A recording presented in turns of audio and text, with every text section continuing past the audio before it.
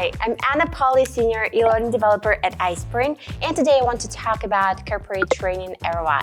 It might seem a bit out of the blue since I usually gave you tips on instructional design and other practical aspects of online learning. But during my many years of working in the industry, I've seen companies pour thousands and sometimes millions into training every year and then just hope it works. No measurement or data involved, just crossed fingers. On top of that, iSpring's 2025 research shows that 75% of companies don't see the value of learning and development endeavors. The thing is, this approach is so easy to fix, and I want to help you do it with this video. I'll walk you through how corporate training ROI works in real settings with real numbers and how to get those numbers without turning yourself into an accountant. Don't worry, we will keep it grounded, and I promise you will walk away with a clear way to calculate corporate training ROI. And if you want to learn more about the state of corporate training ROI across industries, download iSpring's full guide on the topic. The link is in the video description below. Let's begin. We will start with a quick reality check though. You can't calculate ROI in a vacuum. If you don't know whether people understood the course, finished the course, or improved their skills, your ROI number will just be a guess. So before we jump into the big number everyone loves quoting, let's talk about the data you need to get there. Here are some of the core corporate training metrics. The first one is the pass or fail rate. It's pretty straightforward. If everyone is failing, the training isn't working. Or it's because your assessment is too hard. And that's generally not the case. Scores matter too. These tell you how well learners grasp the material. If the average is 100%, great. Or maybe your quiz is too easy. If it's about 40%, for example, you know there's a gap. Next up is training satisfaction. This is useful for understanding how learners felt about the training. But keep in mind, this by itself has absolutely no correlation with performance. We also have completion rates. If people don't finish the course, your ROI is instantly zero. It's the most basic indicator of whether training even reaches your learners. Dropout rate is another interesting metric to look at. This one shows you exactly where in the course or program people give up and disappear. If half of your audience drops off at section 7, that section might be the problem. Finally, there is post-training performance. Here you want to pull the evidence of all the good stuff like increased sales numbers, fewer errors, and higher productivity. These are the indicators that eventually translate into more corporate earnings. These metrics are the groundwork. They tell you whether your training works the way you intended. Then, and only then, can we approach the last metric, training ROI. To be completely honest, ROI is often the only metric leadership truly cares about. That's because it's the clearest way to quantify the business impact of training. In other words, the metric connects learning outcomes to financial outcomes in a way that supports budget, gets buy-in, and helps L&D defend its initiatives when resources get tight. That's why executives pays attention to it. So what exactly is corporate training ROI? It's a measurement of the financial value that a company realizes from its training programs by comparing the benefits gained to the costs of the programs. Sounds too complicated? Let me rephrase it. ROI answers this question. How much money did we gain compared to how much money we spent? This translates into a pretty simple formula. That's it. But the real question is, what counts as benefits? Let's look at some actual examples of tangible benefits first. These are the ones you can calculate. It can be faster onboarding, increased sales, fewer customer complaints, higher call resolution rate, fewer safety incidents, reduced time to competency. less time spent on instructor-led training, and even lower turnover in some cases. Can you now see why all those other training metrics are so important? They help you recognize the benefits of the training program, which are then included in the ROI calculation. Then, they also have intangible benefits: higher engagement and willingness to learn, better cross-team communication and collaboration, stronger alignment with company culture and values, and increased adaptability during organizational changes. Intangible benefits don't show up in the ROI formula, but they quietly boost everything that does, like performance and retention. So your training keeps paying off over time. Let's take a super simple scenario. Suppose you have a 50-person sales team. Before training, they closed maybe 10 deals each per month. But after training, they started consistently closing 12. That's 2 extra deals multiplied by 50 people, which is 100 extra deals monthly. You know your average deal size, so it's very easy to translate that into revenue. There you have your ROI. It's simple math. Another example. If onboarding used to take 60 days and now it takes 35 because you standardized training for e-learning, that's reduced time to competency, which means employees become productive sooner, and productivity translates into profits. So the magic of ROI is that it makes soft improvements quantifiable. Now, let's talk about the part people underestimate the most: the cost side of the formula. When we say training costs, we're not talking about just one thing. It's the full picture of what a company invests to make the learning happen. Here's what typically goes into the cost bucket: employee time spent learning. This is huge and often overlooked. Subject matter expert time spent preparing content is also important to keep in mind. Another cost factor is instructional design or content creation time.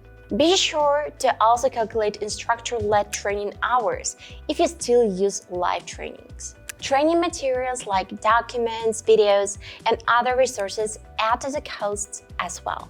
Lost productivity during training sessions is one more factor. And finally, you need to see how much the technology or tools you use cost, including your LMS. All of this becomes your total investment.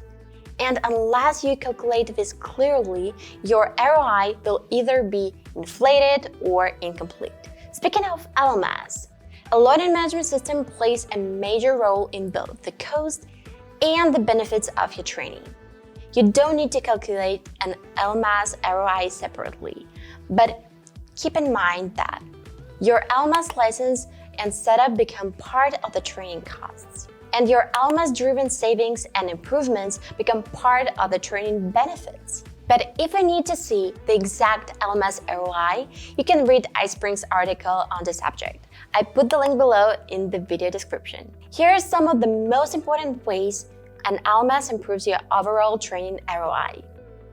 It cuts admin time with automated enrollments, reminders, and reporting. It reduces instructor-led training hours by shifting more content into e-learning. It standardizes onboarding, so people become productive faster. It improves completion and tracking, so you can spot and fix weak content. It keeps proof of compliance, which helps you avoid expensive mistakes. On top of that, an LMS is a tool that helps you calculate ROI-related training outcomes to get a clearer picture. One of my favorite cases is Rhino Tool House, an industrial manufacturing company that used iSpring LMS to enhance its onboarding ROI. Their senior L&D strategist, Ben Mayu, had a clear challenge: to prove that training was a real driver of business growth. And he did exactly that. Rhino Tool House used to have new sales hires reach the target of $1.5 million in revenue only after 18 months on the job.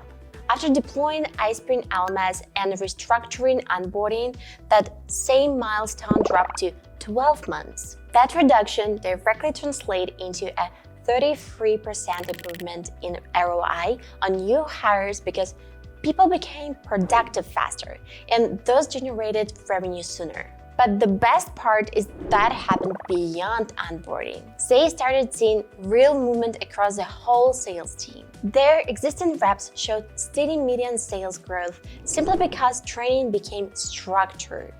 Underperformers also got much better.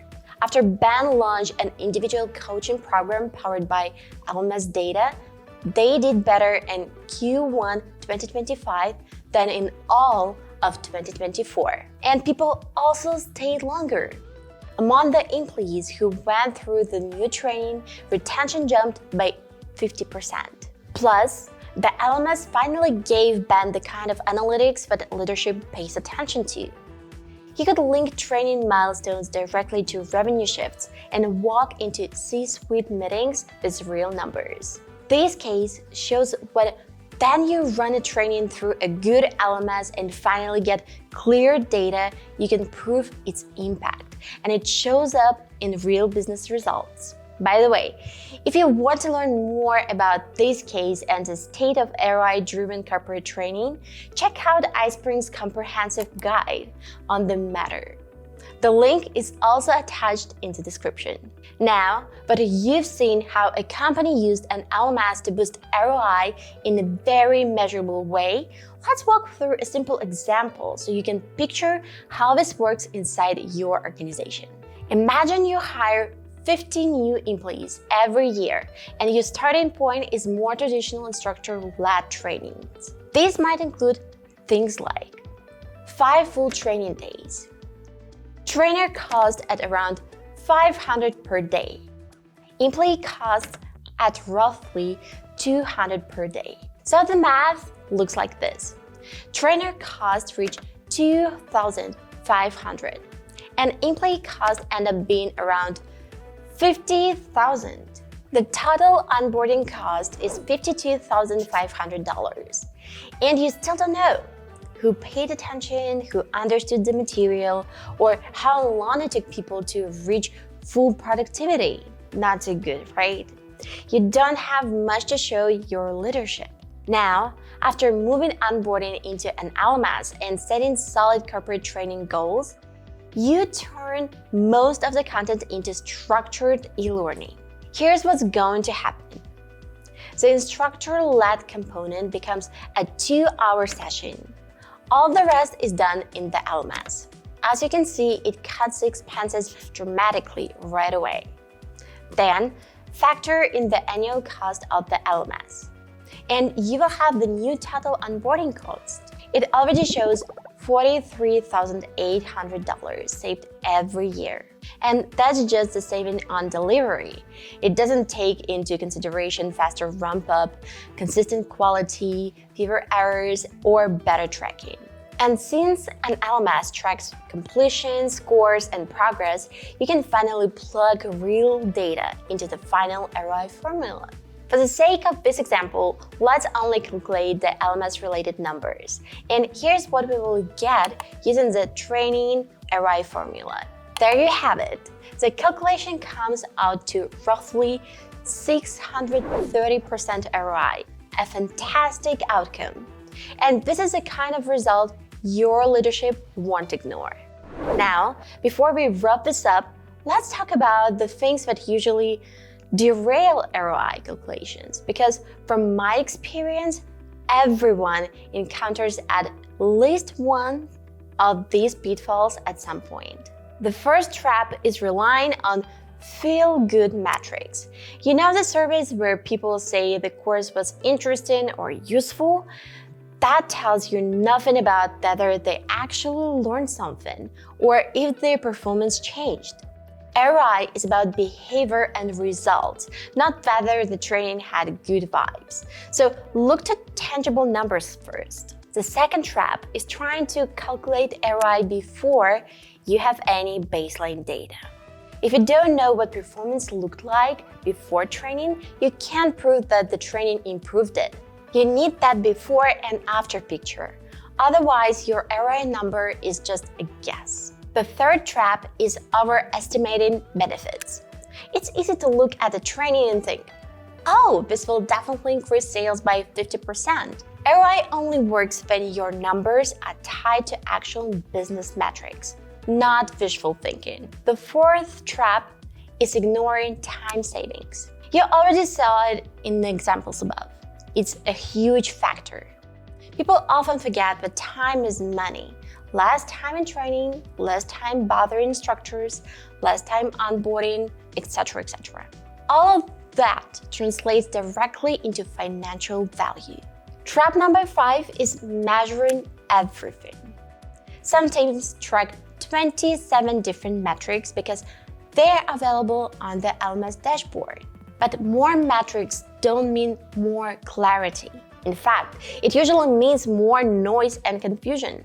Pick the ones that are tied to your business goals to avoid complex and unnecessary calculations. And the final trap, and this is the one that blocks ROI entirely, is not using an LMS. If you're running training through PDFs and Zoom, you don't have the data to prove anything.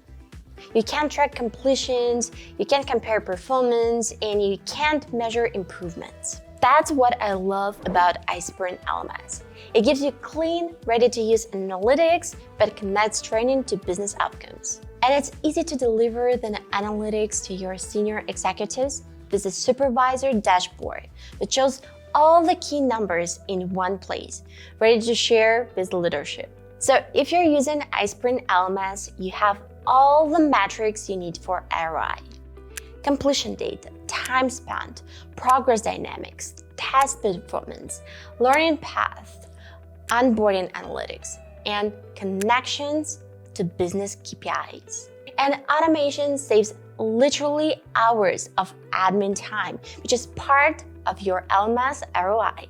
Besides, you can connect iSpring LMS with your HRS, CRM, and BI tools, so your training data doesn't live in its own little bubble. You can line it up with actual business metrics like sales numbers, customer satisfaction, or error rates, and finally see how learning affects that your company actually cares about.